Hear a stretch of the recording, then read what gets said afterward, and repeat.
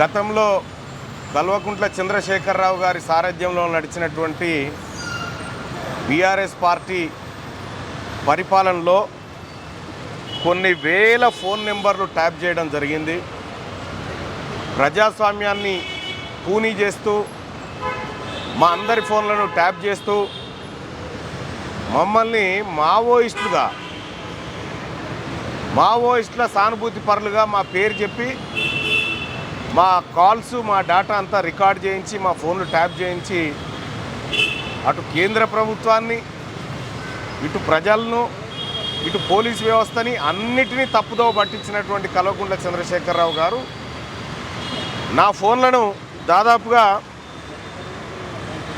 నేను ఒక phone tap అవుతుందని ఇంకో నెంబర్ తీసుకుంటే ఇంకో నెంబర్ కూడా ట్యాప్ చేశాను.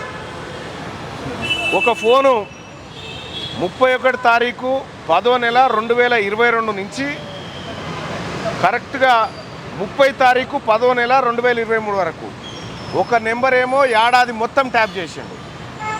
ఇంకో నెంబర్ వచ్చేసి 31/7/2023 నుంచి సెప్టెంబర్ అంటే 10 దాదాపు 3 నెలల పాటు ఇంకో ఫోన్ ట్యాప్ చేసిండు. కరెక్ట్గా ఎన్నికల సమయం వరకు ట్యాప్ చేసిండు.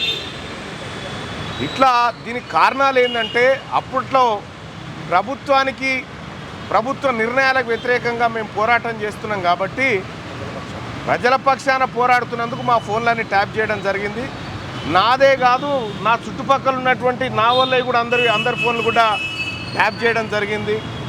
వీళ్ళు ఎక్కడ పోతున్నారు, ఏం చేస్తున్నారు అనేటువంటి ఇన్ఫర్మేషన్ గ్యాదర్ చేసి పనిచేసినారు.